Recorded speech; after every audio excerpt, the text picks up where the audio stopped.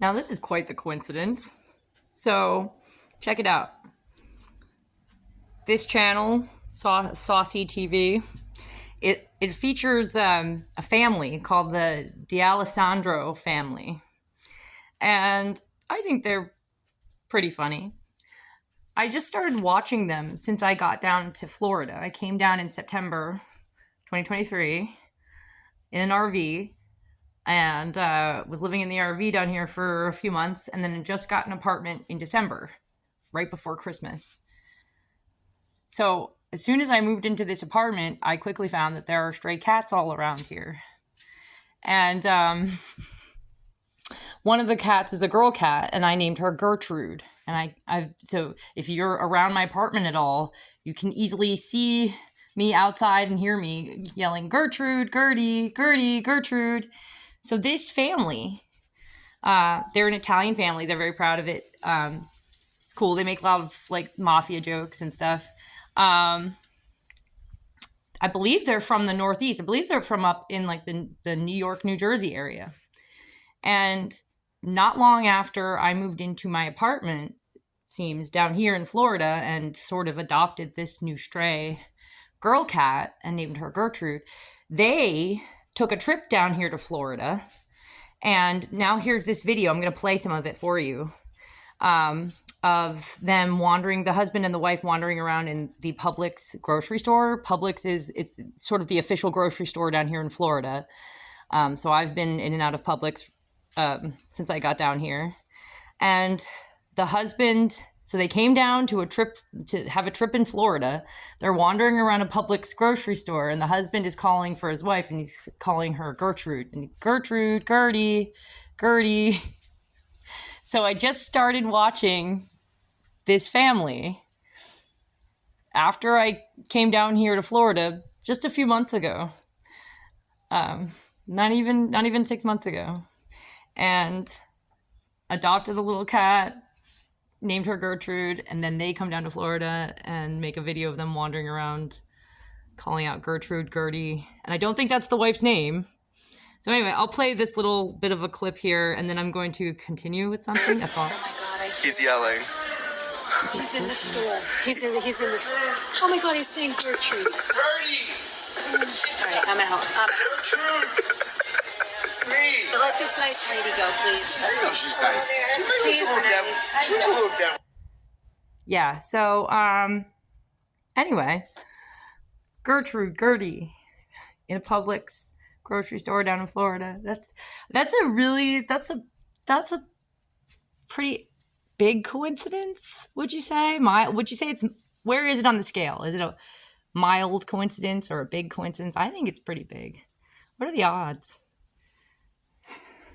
So it makes me think about the fact that I've heard and read from several sources about the connections between the Illuminati bloodlines and the Mafia families, the Italian Mafia families. So I hear they do business with each other, scratch my back, I'll scratch yours, that sort of thing. What I also hear, though, is that a lot of the crime bosses, the families, the dons, I guess, if you will, they know what the Illuminati, what they do with kids. And I hear tell, word has it, that some of them are not okay with it. They're not pleased with it.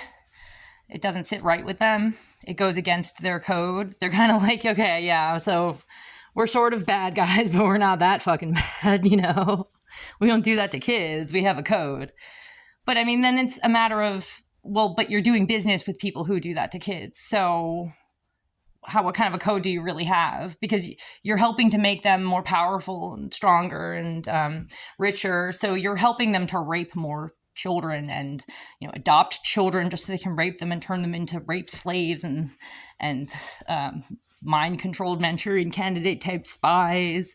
And you're helping to support them, injecting or forcing large quantities of LSD and psychedelics onto young children ages like 3 and 4 and sit them down in front of Disney movies and program their minds to, love daddy's dick in their mouths, essentially. You're either for it or you're against it, dudes. And so, like, if you're doing business with people who do that, then you're for it. If you're knowingly, willingly doing business with people who get up to that, or helping them in any way, willingly and knowingly, then you're with them. Then you support that. Let's just be honest with ourselves. You should be honest with yourselves. I mean, you guys are crime bosses, right? You would think that you would want to live in reality about whether or not you actually have a code. So seems to me like you guys don't really have a code. You're cool with child rape. I mean, prove me wrong. Go ahead. Stop doing business with the Illuminati scumbags. Although, like, some say that there's, so let's have a look. Some say that there's, that the real Illuminati aren't, the Astors or, where are they? Or the Bundys or the Onassis or Rockefellers or any of them. They say it's these families here. Borgia, Breakspear, Orsini, Medici. Now I'm going to try to pronounce some of those names. They're probably, I'm sure they're all interrelated, intermarried, connected bloodlines. It would be interesting to see if the De Alessandros are in any way connected to any of these families, either by blood or business. But yeah, anyway, that's what that makes me think of, is that really strange coincidence. The fact that the mafia bosses lie to themselves, these big, tough, manly men, supposedly, these hard men who run like huge crime syndicates, they lie to themselves about their own personal code, about whether or not they have a code. Or maybe they at least just lie to their underlings, like, yeah, we've got a code. We don't do that to kids. We just do business with dudes who do that to kids, but we don't do it. We've got a code. No, you fucking don't. I think that's hilarious. Big tough dudes just like lying to themselves. I'm sure there's crossover too. I'm sure that there are some dudes, like members of the mafia, that are also members of, probably big time into the occult. In fact, I heard of one. I don't recall his name right now. But anyway, I'm making some sausage and pancakes before dinner to try and deal with the cigarette cravings. All right, I'm going to go. Bye-bye.